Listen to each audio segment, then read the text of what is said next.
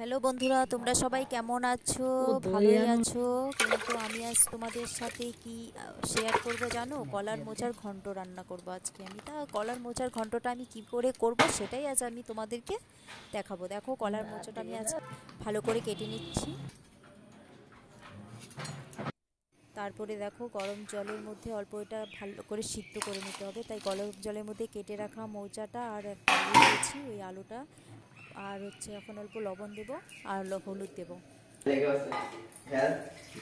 এখন ঢেকে দেব, এটা একটু গরম হয়ে আসলে তারপরে নামিয়ে নেব।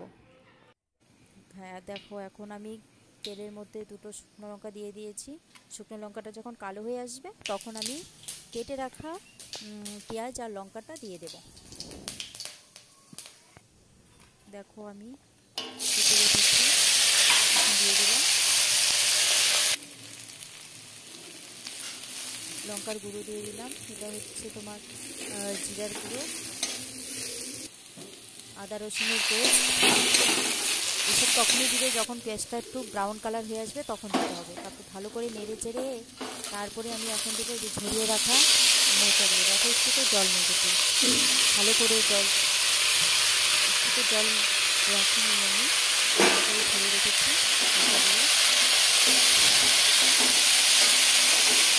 ভালো করে মিক্স করতে হবে, তারপরে একটু জল দিয়ে দেবো। হ্যাঁ, অল্প একটু লবণ দিলাম, এখন আমি অল্প জল দিয়ে দেবো।